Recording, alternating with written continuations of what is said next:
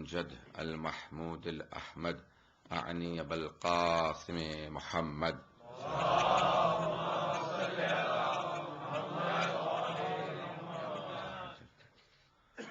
وعلى روحه ونفسه وسهره ووسيه سيد الأتقياء والأصفياء مولى الموالي إمام المتقين علي بن أبي طالب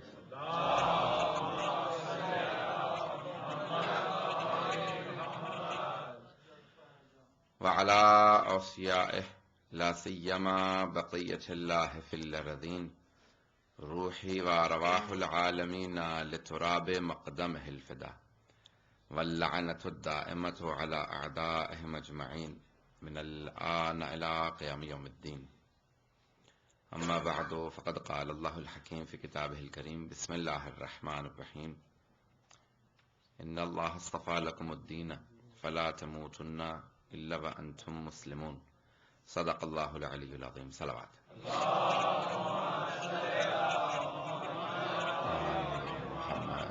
وعجل فرجهم.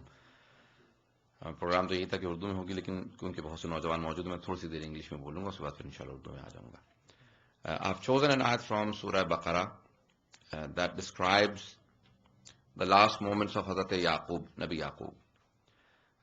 I have not spoken on this verse previously, but I have recited at least 150 probably majalis in Houston, and it seems that I cannot repeat any topic here.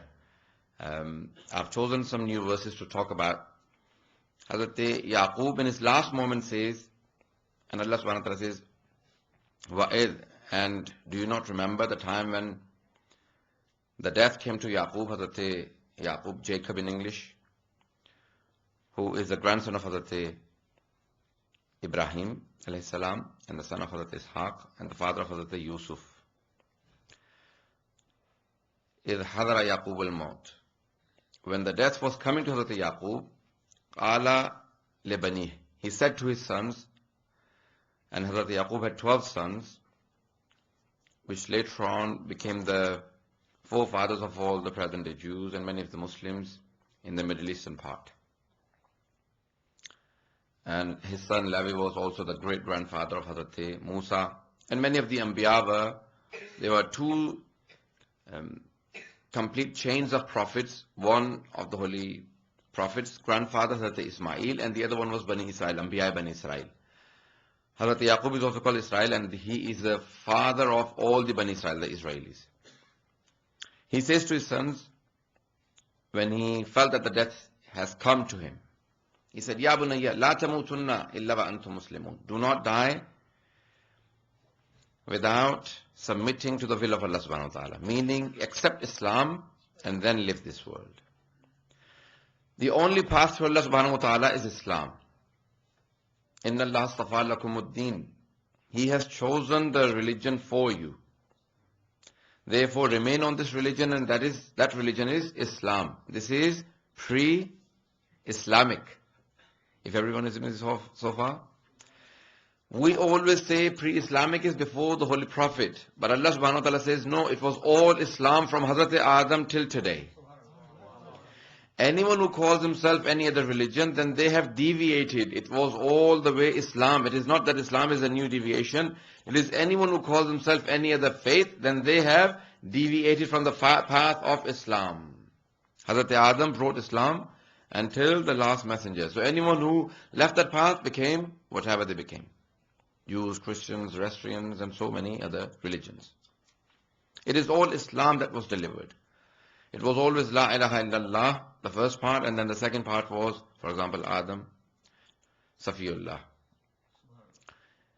Nuh Najiyullah, for example, La ilaha illallah, Ibrahim Khalilullah.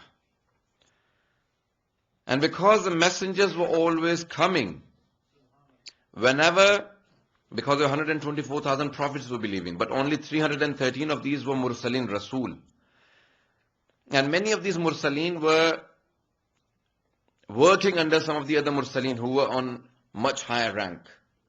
Like Hazrat Ibrahim, like Hazrat Musa, like Hazrat Isa. So they would always say, La ilaha illallah, Musa Kalimullah. Other prophets and messengers would also say, La ilaha illallah, Musa Kalimullah. The ones who were obedient to Hazrat Musa. And then, until the next prophet came, Because the door of Nabuwwat was still open, they would continue with the same kalima, with the same testimony. Until it came to the Holy Prophet, he said, La ilaha illallah Muhammad Rasulullah. Because today the prophethood was ending, they needed to start a new sentence to indicate that prophethood has ended and imamat is starting.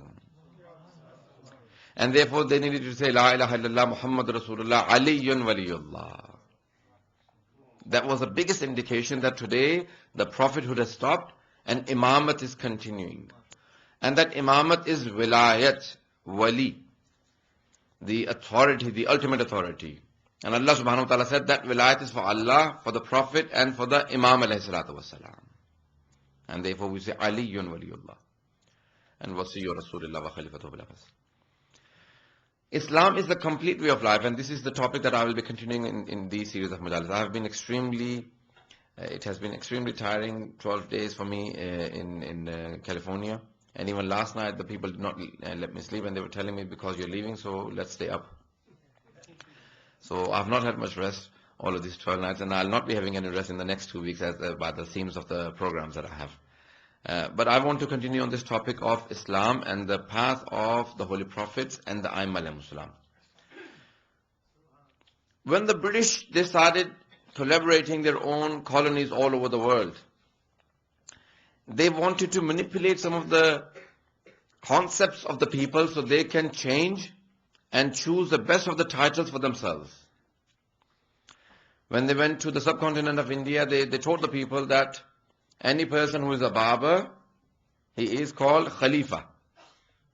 And even now you can ask your elders, they will tell you that the Babars in India and Pakistan are sometimes called Khalifa. Everyone with me so far? They will tell you more, because they wanted to manipulate the terminology so the people actually lose their respect. And they said, where does the queen live? They said, she lives in Vilayat. Vilayat was the Great Britain, the United Kingdom. That was the biggest terminology in the Muslim world, because Vilayat was for Allah subhanahu wa ta'ala, for the Prophet and for the A'imma alayhimus salam. So they said, do not call us England, London or any of those words, just say Vilayat. And many of the people continued even after the British left. They would say, where are you going? They would say, oh, he's going to Vilayat. That was a title they chose for themselves. These are the concepts that they realized that these are the highest authorities, these are the best titles they had in every continent, in every society, and then they would choose and manipulate those. Religion is all based on belief and practices. And the belief, if it is not strong enough, then people usually deviate and weaken. Because the strength lied with the scholars and the ulama, so they wanted to degrade them and give them certain titles and put them. India had a caste system. The people were given titles and they said, okay, this is the highest caste, then lower, the different caste system. And it was based on your profession. Whatever you did, your job title became your caste. Many of us still have certain element of those caste system even after hundreds of years of Islam in the subcontinent. The Muslims still follow. A lot of the Muslims in Pakistan, India, all over, we still follow that caste system. Islam is all about not following the caste system. So your profession became your caste. And the lowest job, for example, cleaning the streets, they had the titles for those people as well. And at the retirement, the barbers, the people who would tie the shoes of the people, yes, the shoe cleaners, the street cleaners, these were the lowest caste people. And at the retirement, when they became old and they could not serve anymore, they would give them 2 acres of land in the village. That 2-acre land became a recognition for a low caste person. And then they said, these 2 acres of land in the village should also be given to the ulama, because they are a low caste people as well. Did you all understand the whole concept that the British gave? So everyone said, I don't want my child to become a Maulana or an Alim-e-Din, because that is the lowest caste. And with that they eradicated the respect of the ulama, the respect of Ilm-e-Din, and the respect of religion, and the people started following the profession. They said, no, I want my children to be in a high profession so they will not become ulama. Until very recently, the whole mood started changing, and then the people realized that the disrespect for the ulama, and many of the, the Sayyids started saying, we will not go into Ilm-Din. Many of the other caste people started saying, we will not go into becoming scholars because it is a low caste. ایک پورا نظام جو انگریزوں نے بنایا نا، اس میں انہوں نے کہا کہ کسی طریقے سے لوگوں کی نظروں میں دین کو اور علماء دین کا مقام گرا دو تاکہ یہ سمجھنے لگیں کہ علم دین اور علماء دین ایک ایسا پیشہ ہے، ایک ایسا کام ہے جس کو کرنا ذلت ہے اور جس کو اپنانا انسان کے لیے شرم کا باعث ہو، وہ اپنے آپ کے لیے ننگ محسوس کرے کہ نہیں، میں عالم دین نہیں چاہوں گا میرا بچہ بنے. اور اس میں برطانیہ کے لوگ بہت کامیاب رہے.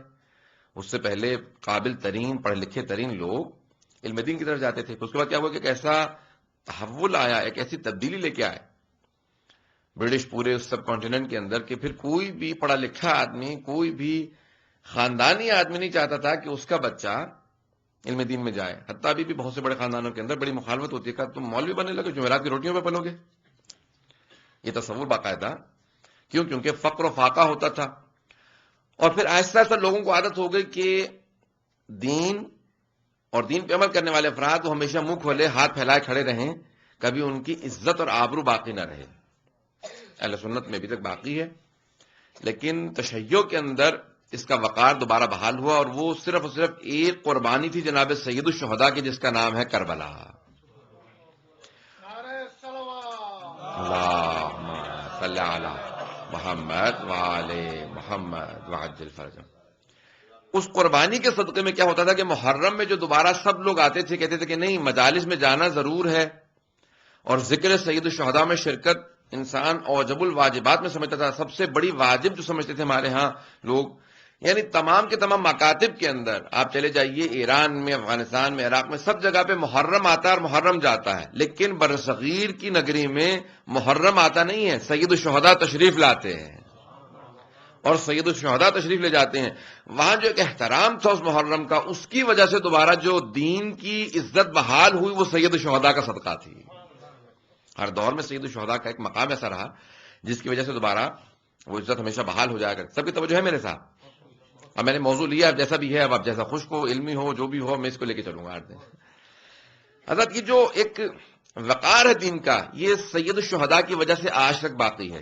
اگر دین میں حسین نہیں ہے تو پھر وہ دین نہیں ہے. دین میں عزت نہیں ہے اگر اس دین میں حسین نہیں ہے. یہاں تک کہ ہمارے بہت سے برادران اہل سنت کو اس بات کا احساس ہوا ہے، اور پچھلے 10 15 20 سال 30 سال کے اندر انہوں نے بھی، اگر آپ جا کے دیکھیں گے تو ہندوستان پاکستان میں وہابیوں نے نہیں بلکہ یعنی البتہ لیکن اہل سنت نے کئی جگہوں پہ عشرہ مجالس بھی شروع کروا دی ہیں اور مجالس بھی کرواتے ہیں، یہ کہنے کے لیے کہتے ہیں کہ نہیں، ہم ایسا نہیں ہے کہ ہم حسین کو نہیں مانتے، ہمارے دین میں بھی امام حسین علیہ السلام کا مقام بہت بلند ہے. یعنی یہ پوری کی پوری دنیا کے اندر کربلا کے بعد ایک بڑی تفریق، واضح سی تفریق آ گئی ہے، یا آپ حسینی ہیں یا یزیدی. اب کوئی بھی آدمی یزیدی کہلانے میں فخر نہیں بلکہ ننگ اور ذلت محسوس کرتا ہے. ہر آدمی کہلانا یہ چاہتا ہے میں حسینی ہوں، چاہے وہ ہو نہ ہو، لیکن وہ کہے گا کہ نہیں، مجھے حسین سے نسبت ہو، مجھے کسی اور سے نسبت نہ ہو. حضرت آپ نے غور فرمایا، یہ ہماری 1400 سال تاریخ ہے جس میں بڑے بڑے حکمرانوں نے، بڑے بڑے ایسے افراد نے جن کا پورا زور اس پہ لگتا رہا کسی طریقے سے حسینیت کو مٹا دیا جائے، لیکن قدرت کو ضد ہے کہ حق جھکنے نہ پائے اور سچائی مٹنے نہ پائے، حسین کا نام ہمیشہ بلند ہی رہے. اس خداوند متعال نے ایک ایسا نظام بنایا کہ جہاں دین کے اعلیٰ ترین رتبے اور مرتبے کا نام حسین ابن علی، اور اسی کی وجہ سے آج یہ دین دوبارہ ہمیشہ پورے سال میں اپنے اندر محسوس کیجئے کہ ایک مرتبہ جو پورا کا پورا ہمارا گراف بالکل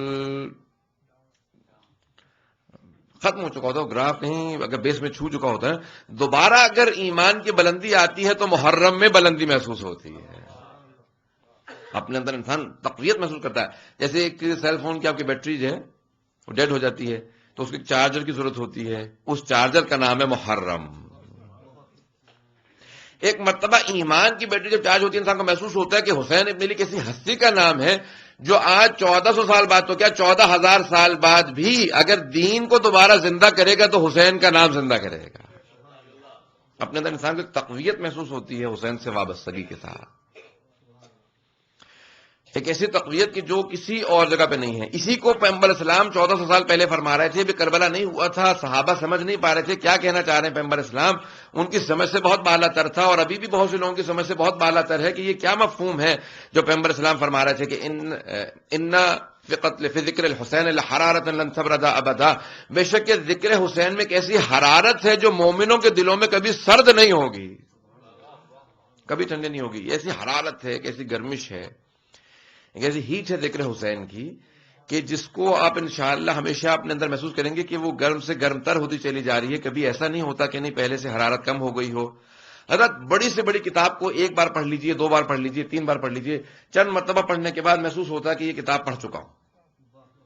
بڑے سے بڑے کسی ذکر کو دیکھ لیجئے، کسی بھی آپ تذکرے کو کہیں پہ بھی دیکھ لیں، کوئی بھی ایسی بات ہو جو انسان کے ذہن میں دوبارہ آئے، 2 3 بار 4 بار 10 بار انسان خود بخود اکتاہٹ محسوس کرتا ہے.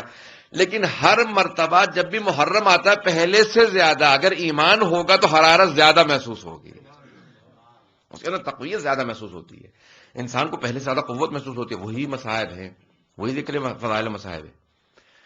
لیکن جس طرح سے انسان کا پانی سے جی نہیں بھرتا اسی طرح سے ذکر حسین سے جی نہیں بھرتا. یعنی مومن کے ایمان میں اگر آب حیات کا کام کرتا ہے تو ذکر حسین کرتا ہے.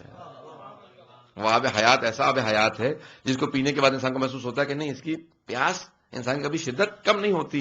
اسی طرح سے ذکر حسین کی شدت کبھی کم نہیں ہوتی بلکہ بڑھتی نظر آتی ہے. حضرات بڑے بڑے متوکل مر گئے، یزید نام و نشان مٹ گئے، صدام ختم ہو گئے، لیکن آج بھی ذکر سید الشہداء باقی ہے بلکہ بڑھتا نظر آ رہا ہے. اس سال باقاعدہ وہ کہہ رہے ہیں کہ جو ایکسپیکٹڈ ہے اربعین کا مجمع وہ 1 کروڑ اور تقریباً 70-80 لاکھ، جس عراق کی ٹوٹل آبادی 2.5 کروڑ ہے، وہاں پہ عورتیں، بچے، مرد، خواتین، بوڑھے، جوان پوری دنیا سے جو آنے والے ہیں وہ سوچ رہے ہیں کیسے اہتمام کرو گے. تو حج والے کہہ رہے ہیں ہمارے ہاں اس سال 30 لاکھ لوگ تھے، بڑے کافی حادثات ہوئے ہیں، تو کوشش کرو کہ اتنے لوگ نہ آنے تو عراق میں کہ وہاں پہ تمہیں تنگی ہوگا. کہ نہیں، سید الشہداء کے لیے اہتمام کی ضرورت نہیں ہوتی، وہ خود ہی انتظام کرتے ہیں. اللہم صلی علی محمد وآل محمد وعجل فرج.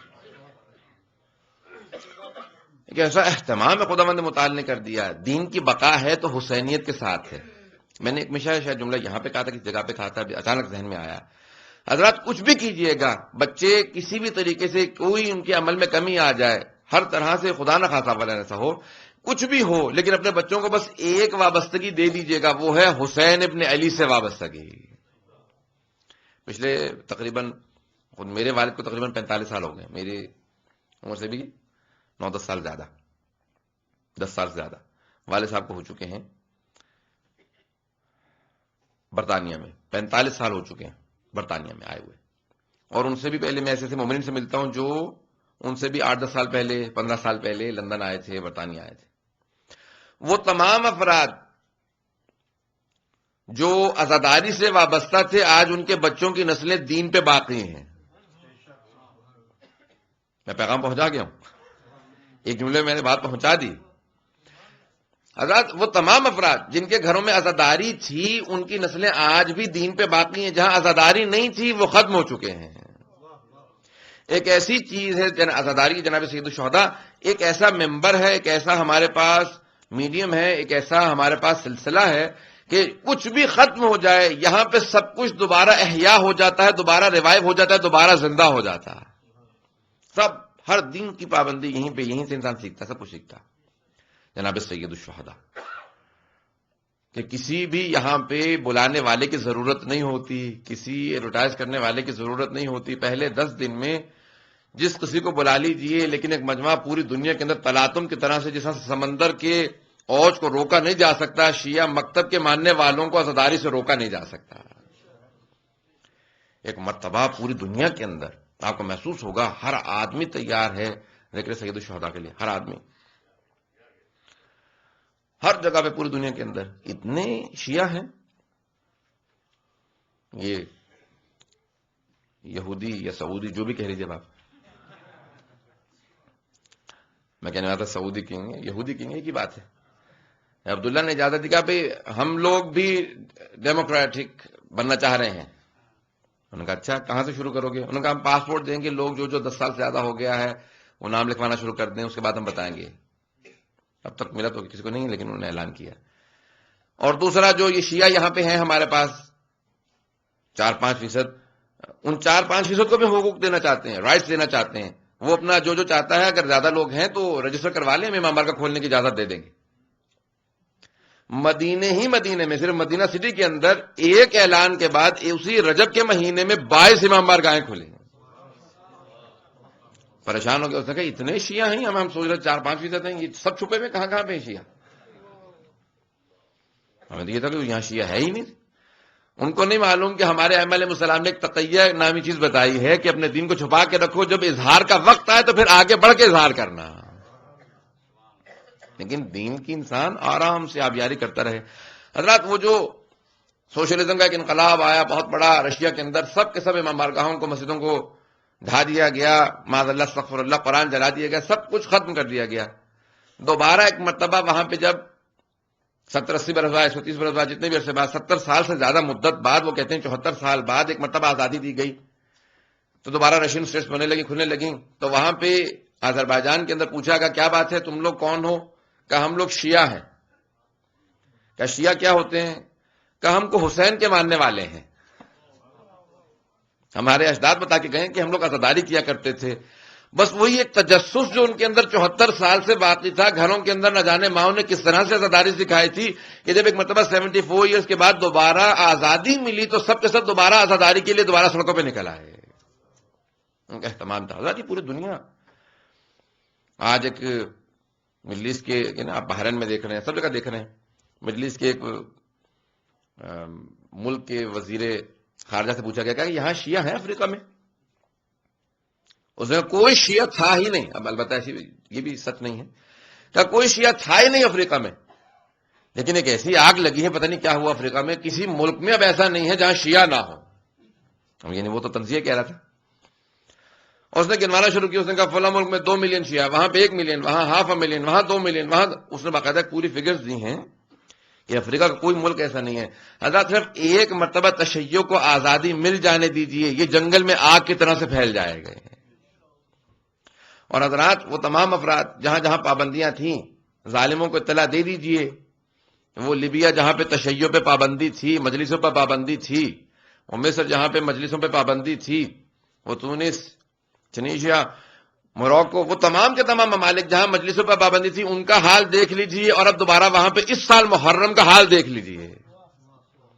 وہاں اتنے اتنے بڑے جلوس نکلے ہیں کہ لوگ تصور نہیں کر سکتے کہ اتنے شیعہ یہاں تھے. اس سال کے اگر آپ دیکھیے دنیا بھر کے جلوسوں کے، اگر آپ کو انٹرنیٹ پہ موقع ملے تو جا کے دیکھیے ایک مرتبہ کہ کتنا اہتمام ہوا پوری دنیا کے اندر. حضرات یہ کون ہے؟ یہ کسی حسین ابن علی کی ایک قطرہ خون کا نتیجہ ہے کہ زمین پہ اس قطرہ خون کے گرنے سے پوری دنیا میں کیسا انقلاب آیا ہے کہ خداوند متعال کا دین روز بروز ترقی کرتا نظر آتا ہے. کہیں پہ تنزل ہی نہیں ہے. اگر نظر آتا ہے تو حسین ابن علی کا نام بلند نظر آتا ہے. بڑے بڑے تحولات آئیں گے.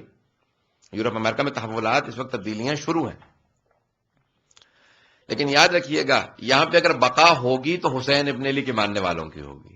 چوتھے امام کی حدیث ہے کہ مولا کیا ہوگا کہ آخری زمانے میں 2/3 لوگ مر جائیں گے، 1/3 جنگوں میں مر جائیں گے، بہت بڑی بڑی جنگیں ہوں گی، 1/3 لوگ بیماریوں میں مر جائیں گے. کہ مولا بچے گا کیا؟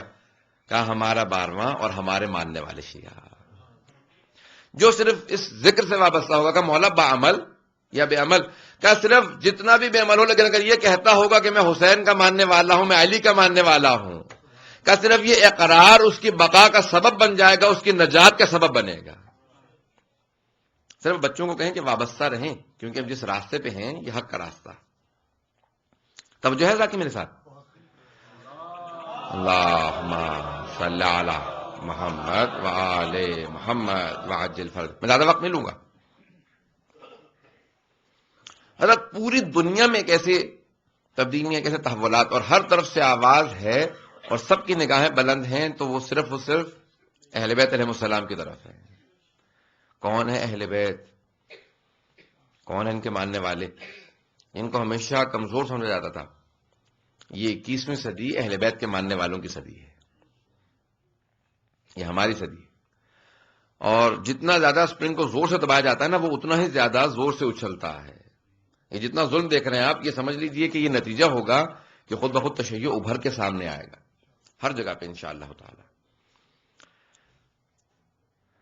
میرے ذہن میں مرحوم عاشور کاغ میں ایک شعر آ رہا ہے، وہ کہتے ہیں کہ زہرا تیری دعا ہے، زینب تیرا کرم ہے، لندن کی سرزمین پہ عباس کا عالم ہے.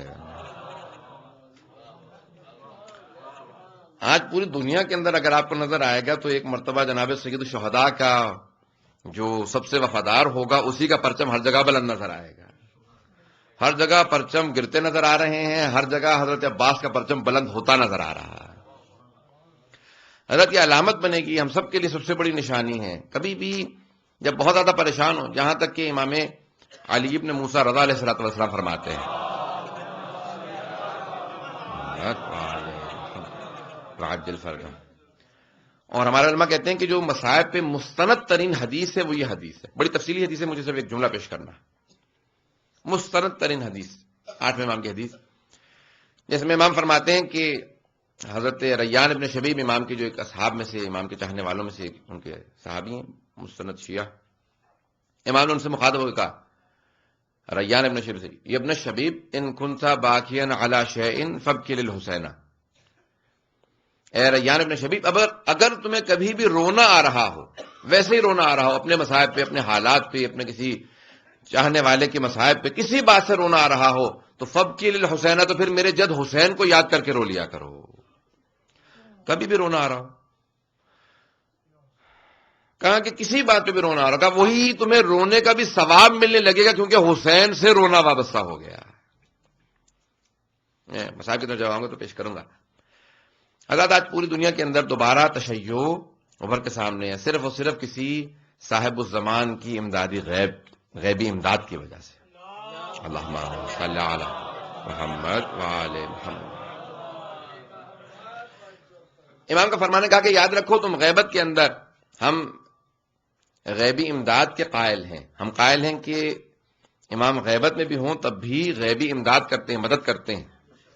اور وہ مدد جو ہے صرف اور صرف ہم نے کئی مرتبہ خود شیعوں نے اپنے آپ کو نقصان پہنچایا ہے. اگر ہمیں دوبارہ ترقی ملتی ہے تو اپنی وجہ سے نہیں، وہ کسی اس امام کی وجہ سے جس کی ولایت پوری دنیا پہ قائم و دائم ہے، پوری کائنات پہ، اس امام کی وجہ سے. حضرت ہم نظام ولایت کے ماننے والے ہیں. ہمارے امام علیہ السلام نے ایک نظام ولایت دیا. ہم امام علیہ السلام کی پوری دنیا پہ اس ولایت کے اپنے اوپر تصور کیجئے کہ ہمیں اپنے کسی ولی کو اپنے اوپر حاکم مانتے ہر طرح سے، کہ ہمارا سر، آنکھیں کا ہر پورا جسم اگر گواہی دے گا تو ان کی ولایت کی گواہی دے، ہماری آنکھوں سے بھی گواہی جائے تو ان کی ولایت کی گواہی جائے.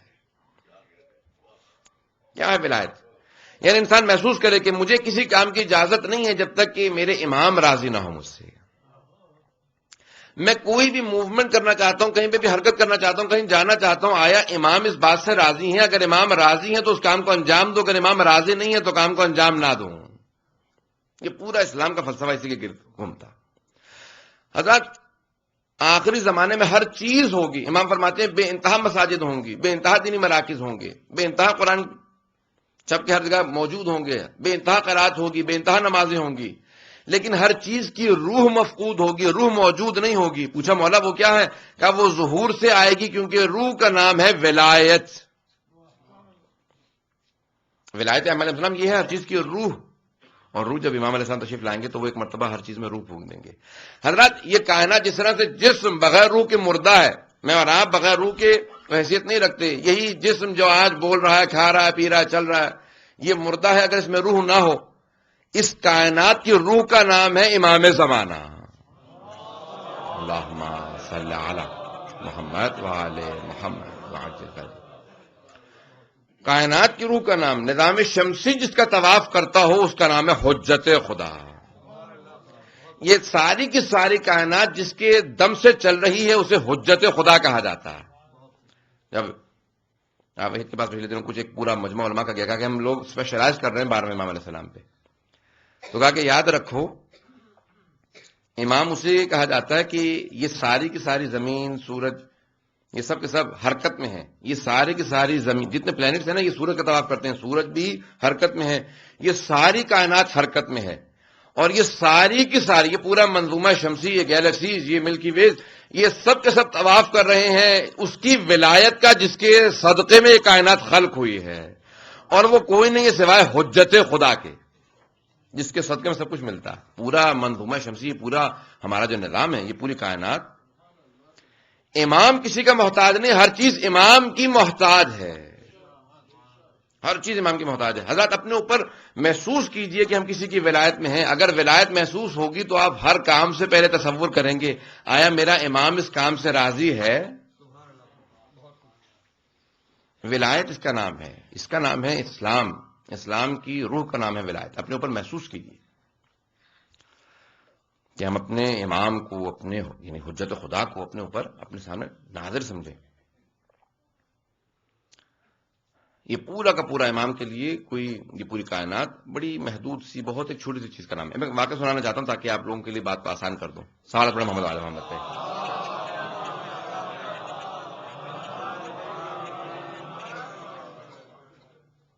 بات تو واضح ہو رہی ہے سب لوگوں کے لیے. حضرات اسی مقام پہ جو میں نے واقعہ سنا ہے، ایک مرجع نے، انہوں نے کہا کہ ایک ہمارے بہت بڑے مرجع گزرے ہیں نجف کے، بہت بڑا نام ہے نجف کے. بڑے بڑے مراجوں کے، سب مراجوں کے جو موجودہ مراجع ہیں، ان کے جو اساتید تھے، ان سب کے استاد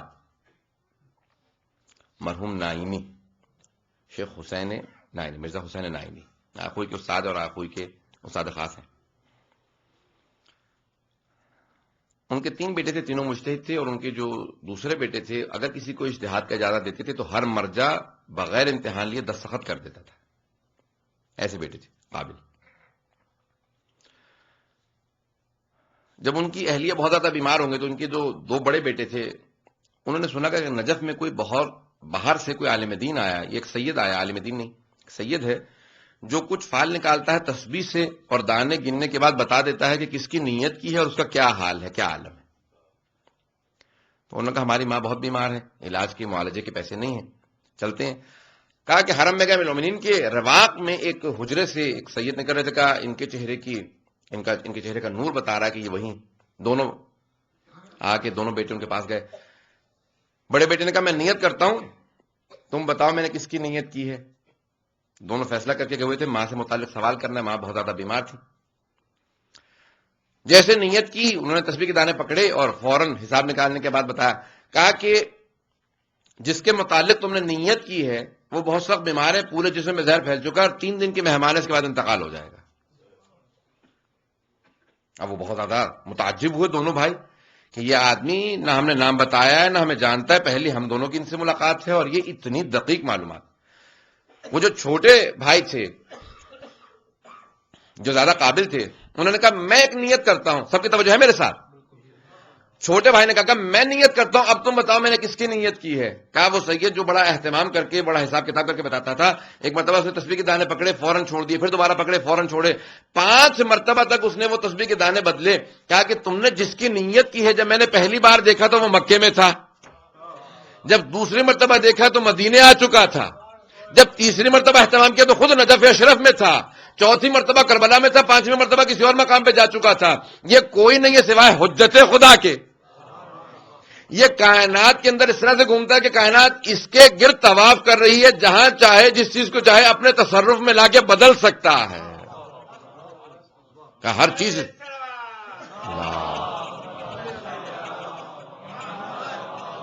محمد کہ پوری کائنات اس کے تصرف میں ہے، جس طرح سے چاہے ہر چیز کو بدلتا ہے. یہ زمین اس کے لیے مسخر ہے، جہاں سے چاہے سکڑ جاتی ہے، جہاں سے چاہے قدم رکھتا ہے، ایک ادھر قدم ہوتا ہے دوسرا قدم ادھر ہوتا ہے. حضرت اب سمجھ میں آتا ہے امیر المومنین کا عمل. جب بیٹا ایسا ہو تو باپ کیسا ہوگا، جس کے لیے پیغمبر اسلام نے کہا تھا کہ میرا بھائی علی جب ایک رکاب میں پاؤں رکھتا ہے تو دوسرا پاؤں رکاب میں رکھنے سے پہلے ختم قرآن کر لیتا ہے. ختم قرآن کا یہاں پہ کیا مطلب ہے، کیا مفہوم ہے؟ علماء آج تک اس پہ سوچ رہے ہیں کہ ختم قرآن کا کیا مطلب ہے. آیا امیر المومنین کائنات کو روک کے ختم قرآن کرتے تھے جب تک کہ دوسرا پاؤں نہ رکھ لے؟ توجہ حضرات توجہ. کہ آیا ایک پاؤں سے دوسرے پاؤں تک رکاب کتنی دیر لگتی ہے؟ چند سیکنڈ لگتے ہیں. جب گھوڑے کے ایک رکاب میں پاؤں رکھا, دوسرا سیڈل سے دوسرے سیڈل میں پاؤں رکھنے کے لیے. کیا ختم قرآن, کیا آیا کائنات کو روک لیا کرتے تھے, ختم قرآن کرتے تھے, پھر آگے بڑھاتے تھے؟ یا نہیں, ایسا نہیں ہوتا تھا, بلکہ کوئی ایسا کام کرتے تھے جس سے ختم قرآن کا ثواب ملتا تھا. یا نہیں, ان کا ایک ایک پاؤں قدم رکھنا, رکاب سے رکاب میں پاؤں بدلنا, ان کا ثواب اتنا تھا, ان کے ایک قدم رکھنے کا ثواب اتنا تھا جتنا ختم قرآن کا ثواب ہوتا ہے. یہ امیر کی ذات گرامی ہے. ہم ایسے امام کے ماننے, ایسے نظام ولایت کے ماننے والے تھے, حجت خدا کے ماننے والے. حضرت دین مکمل ہی نہیں ہوتا, دین کی روح کا نام ہے ولایت. اگر آپ کے پاس ولایت نہیں ہے تو پھر دین مکمل ہی نہیں ہے. دین اسلام نام ہے ولایت ائمہ علیہ السلام کا. اگر آپ کا ولایت نہیں ہے تو پھر کچھ نہیں ہے. ایک بہت قابل ڈاکٹر جو ہیں پچھلے دنوں ہمارے ایک عزیز رشتہ دار والد صاحب میرے کہنے لگے, کیا بات ہے یہ آپ قادیانیوں کا چینل کافی زیادہ دیکھنے لگے, خدا نہ خواستہ کہیں اس طرف تمائل تو نہیں ہے؟ بات واضح ہوئی نا, بہت زیادہ کھل کے مت کہلوا کیجیے, پہنچ جایا کیجیے خدا. تو کبھی کافی زیادہ آپ مسلسل ان کے پروگرام دیکھ رہے ہیں, خدا نہ خواستہ کہیں اس طرف تمائل تو نہیں ہے آپ کا, کہیں پتہ چلا کہ کہیں اور مسجد میں جانے لگے آپ چند دنوں بعد. کہا کہ میرے والد سے کہیں گے, انکل اگر میں شیعہ مذہب چھوڑوں گا تو پھر کافر ہی ہو جاؤں گا, کسی اور جگہ نہیں جاؤں گا. یعنی تشیع کے اندر ایک ایسی روح ہے کہ اگر انسان اس سے وابستہ ہو جائے تو ہو ہی نہیں سکتا کہ ولایت کو چھوڑ دے. جسے ولایت سمجھ میں آ جائے اسے سب سمجھ میں آ جاتا ہے, اور جسے ولایت سمجھ میں نہ آئے پھر اسے کچھ سمجھ میں نہیں آتا. حضرات یہ پورا جو سلسلہ ہے ہمارے پاس ایک بہت بڑا ہمیں عطا ہے, جسے ہمیں کہ مرتبہ احساس نہیں ہوتا کہ ہمارے پاس کتنی بڑی عطا ہے خداوند متعال کی. بعض کا تو ان گھروں میں ہم پیدا ہو گئے جہاں پہلے سے ولایت موجود تھی, جہاں پہلے سے عزاداری موجود تھی. اس لیے کئی مرتبہ کہتے ہیں کہ قدر معلوم نہیں ہوتی. جو انسان کو چیز بڑی آسانی سے مل جاتی ہے نا, اس کی قدر معلوم نہیں ہو پاتی. حضرات بہت مقدور چیز ہے. اسی لیے ہمارے ائمہ علیہ السلام فرماتے ہیں, کہا کہ رحم اللہ امرأن علم قدرہ, خدا رحمت نازل کرے ایسے فرد پہ جسے اپنی خود قدر معلوم ہو. ہمیں اکثر اساتذہ میرے کو میں کہا کرتے تھے, کہا کہ اپنی قدر کو جانو کہ تم علی ابن ابی طالب کے ماننے والے ہو. اس لیے ہمیں خاصہ کہا جاتا ہے. ہمارے علماء جب بھی لکھتے ہیں کہتے ہیں خواص. خواص کون ہے؟ کہ جن کے پاس خاص چیز ہو وہ ہے ولایت علی ابن ابی طالب. خاص چیز ہے. اللہ کے برگزیدہ وہ افراد جن کے پاس ولایت ائمہ علیہ السلام ہے. حضرات اس کی قدر و منزلت جانیے, عزاداری کی قدر و منزلت جانیں. اگر آپ کو احساس ہو جائے کہ یہ عزاداری کیا چیز ہے تو آپ گھر سے بغیر وضو کے کبھی نہ آئیں. اگر آپ کو قدر و منزلت معلوم ہو تو آپ پورے راستے اپنے پورے سفر کو عبادت سمجھتے ہوئے آئیں گے, کیونکہ یہ عبادت ہے. جب آپ نیت کر لیتے ہیں کہ میں آج مجلس میں جاؤں گا, حسین ابن علی کے ذکر میں جاؤں گا, وہیں سے عبادت شروع ہو جاتی ہے. وہیں سے عبادت شروع ہو جاتی ہے. اس نے نیت کر لی ہے کسی حسین ابن علی کی بارگاہ میں جانے والا ہے. حضرات یہاں تک کہ جب جناب حبیب بن مظاہر کو بعض بزرگ علماء نے دیکھا, کہا کہ آپ کو وہ مقام حاصل ہے جو کسی اور کو نہیں, کہ حسین ابن علی کی زیارت کے بالکل سامنے آپ کا مزار ہے. کوئی جو امام حسین کی زیارت کے لیے جائے گا بغیر آپ کی زیارت کے نہیں جا سکتا, یا واپس ہی پہ لازمن زیارت آپ کی ہوگی جاتے ہوئے. اتنا مقام کسی کو نہیں نصیب. کوئی حسرت ہے؟ کہا ایک حسرت باقی ہے. کہا کیا؟ کہا مجلس حسین میں آنے کی حسرت. کیوں؟ کہا یہاں پہ ملائکہ نازل ہوتے ہیں, اور وہ ملائکہ جو نہیں آنے کی جن کو اجازت ہوتی, جو ہر جگہ مامور ہیں, وہ کہتے ہیں کہاں گئے تھے جو تمہارے پاس اتنی خوشبو ہے؟ کہا میں ذکر حسین ابن علی میں گیا تھا. اور واپس لے جا کے وہی یہی آنسو تبرکن تقسیم کرتے ہیں. اگر ہمیں معلوم ہو اس کی قدر و منزلت کیا ہے, اگر آپ کو معلوم ہو ان کی قیمت کیا ہے, آپ کے آنسوؤں کی میں پیش کرنا چاہتا ہوں. مرحوم آغا مرشی 1990 میں 1990 میں ان کی ڈیتھ ہوئی. سید شہاب الدین مرشی نجفی, حرم معصومہ قم میں مسلسل جنہوں نے نماز قائم کی. حرم معصومہ سے پہلے جماعت نہیں ہوتی تھی, اور اپنے بیٹے کو وصیت کی, کہا بیٹا میری یہ جائے نماز میرے ساتھ دفنا دینا. میں نے 70 سال تہجد کی نماز ہر روز اسی پہ ادا کی ہے. ان کی وصیت تھی.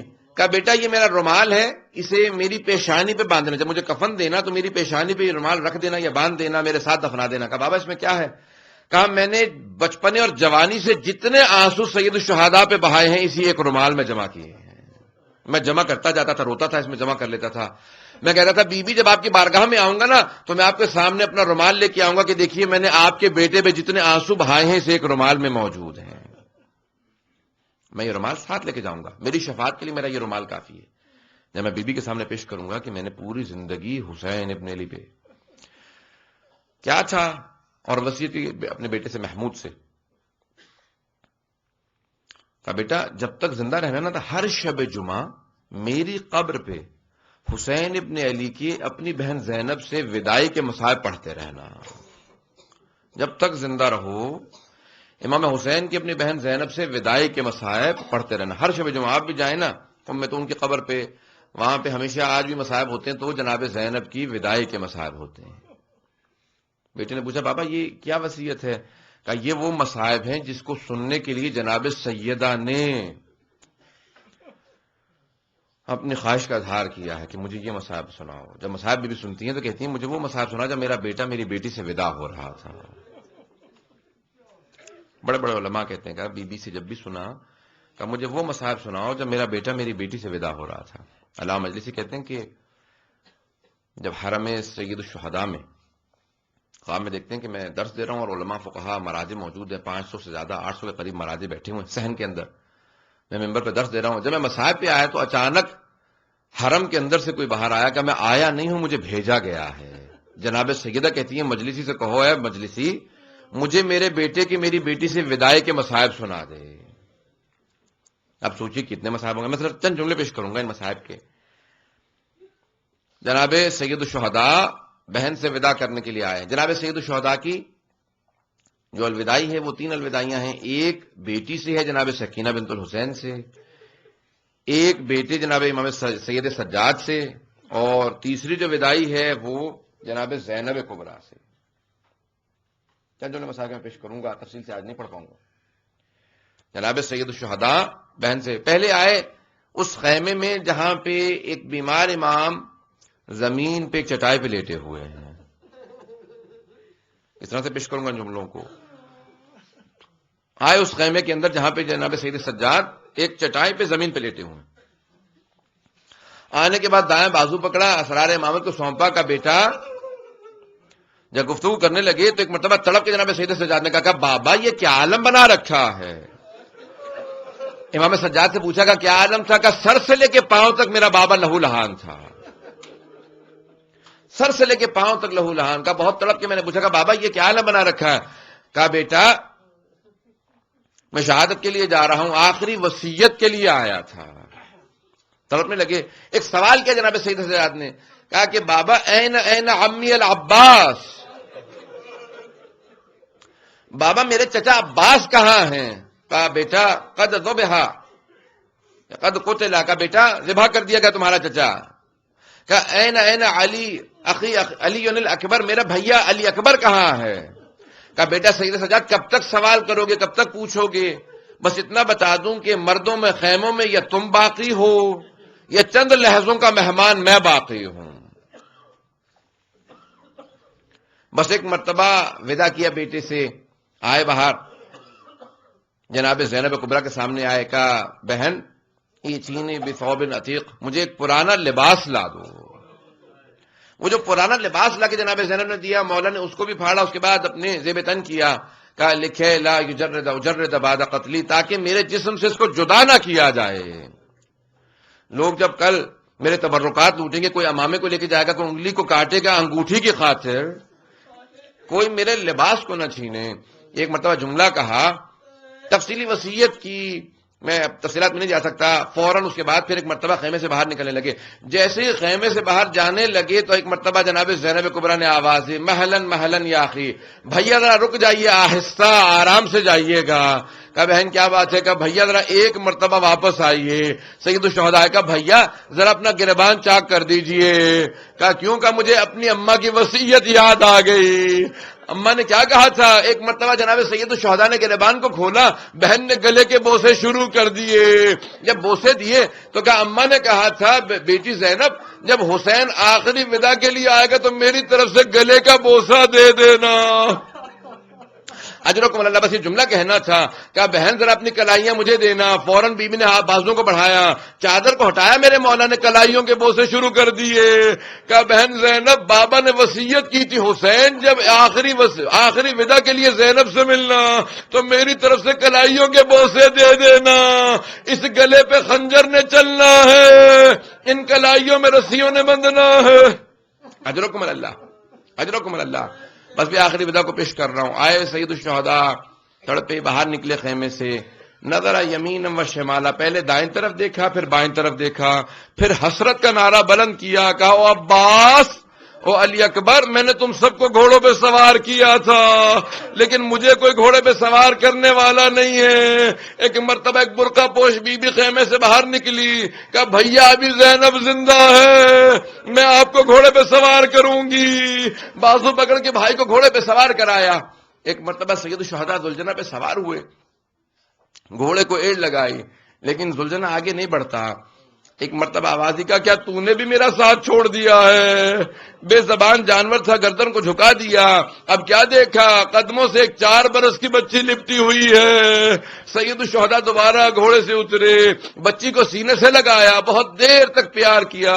ایک مرتبہ آخری مرتبہ جو مل رہے تھے، کہا بیٹی خیمے میں واپس چلی جائے، ایک وصیت کرتا ہوں، آج رات میرے سینے پہ سونے کے لیے مت کہنا، ماں سے کہہ دینا میں خاک پہ سو جاؤں گی. الا لعنت اللہ علی القوم الظالمین وسيعلم الذين ظلموا أي منقلب ينقلبون. پروردگارا، میں ہمیشہ واسطہ دے کے دعا کیا کرتا ہوں، پروردگارا تجھے واسطہ اس بی بی کا، اس 4 برس کی بچی کا واسطہ جس نے واپس آنے کے بعد کربلا واپس بی بی کو آنا نصیب نہیں ہوا. پروردگارا اس بی بی کا جملہ جس نے مولا سید الشہداء کے اس شعر کو بیان کیا ہے. کہا جب میرے بابا آخری وصیت کر کے جا رہے تھے نا تو ایک جملہ فرما رہے تھے. کہا کہ میرے شیعوں کو میرا پیغام دے دینا، شیعتی مہما شربتم ما عذب فاذکرونی اور سمعتم بغریب و شہید فاندبونی. اے میرے شیعوں، جب بھی ٹھنڈا پانی پینا مجھ غریب کی پیاس کو یاد کر لینا.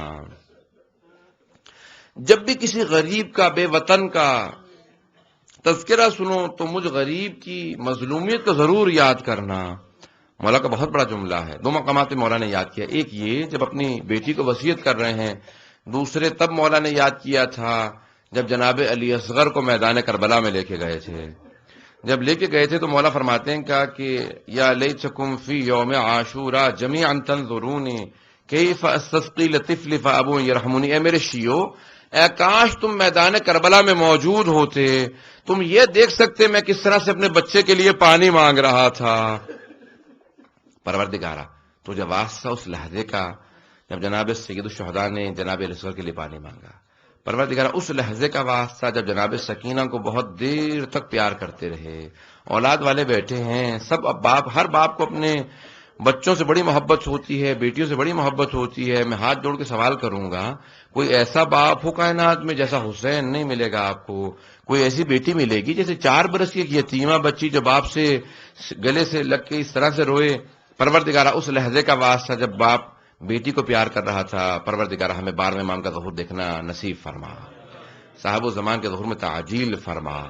پروردگارہ دنیا میں ظلم و جور بہت بڑھ چکا ہے، پروردگارہ اس ظلم و جور کے خاتمے کے لیے صاحب و زمان کے ظہور میں تعجیل فرما. تمام مومنین کی حفاظت فرما، خصوصاً کوئٹہ کے مومنین کی، پارا چنار کے، بحرین کے، عراق کے، افغانستان کے، جہاں جہاں پہ مومنین سب کے جان مال سے تعلق کی حفاظت فرما. جو بے اولاد ہیں جناب رباب کی اجڑی گود کا واسطہ پروردگارہ ان سب کو اولاد عنایت فرما.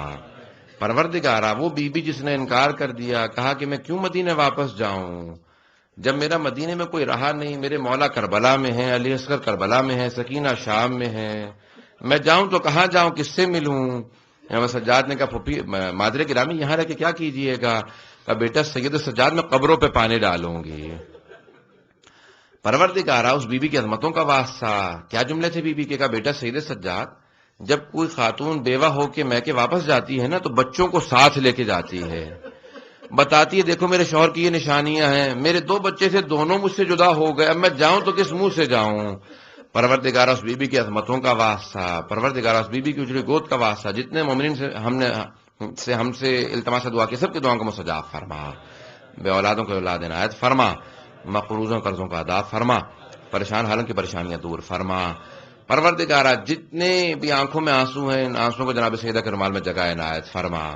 پروردگارہ تجھے واسطہ اس لحظے کا جب ایک امام چاروں طرف سے مجمع عام میں گھرا ہوا ہے، ایک بہن کھڑی دیکھ رہی ہے اور تڑپ کے سوال کرتی ہے، بھائی کو پہچان نہیں پا رہی، کہا اتنے تیر تھے، اتنا جسم لہو لہان تھا، میں دیکھ کے پہچان نہیں پا رہی تھی، میں نے خود سوال کیا، بڑی مشہور و معروف روایت ہے، کہا انت اخی، کیا تو ہی میرا ماجایا حسین ہے؟ امام نے یہ نہیں کہا کہ ہاں میں ہی حسین ہوں، فوراً کہا یا زینب ارجعی الی الفسطاط، اے زینب خیمے میں واپس چلی جاؤ۔ کہا کیوں؟ کہا کہ برداشت نہیں کر پاؤ گی ابھی جب شمر میرے سر کو تن سے جدا کرے گا۔ پروردگارہ تجھے واسطہ اس لحظے کا صاحب الزمان کے ظہور میں تعجیل فرما۔ پروردگارہ کائنات میں ظلم بڑھ چکا، پروردگارہ بہت سے افراد نے التماس دعا کی، سب کی دعاؤں کو مستجاب فرما۔ پروردگارہ تجھے واسطہ ناسوں کا، پروردگارہ زندگی کے اندر ہمیں امام حسین کی زیارت نصیب فرما، آخرت میں امام حسین کی شفاعت نصیب فرما۔ پروردگارہ جتنے ہاتھ بلند ہیں ان کو خالی نہ لوٹا، پروردگارہ کسی کو آج رات نا امید نہ لوٹا۔ ربنا تقبل منا انك انت السميع العليم بحق محمد وآله الطيبين الطاهرين المعصومين ماتم حسین۔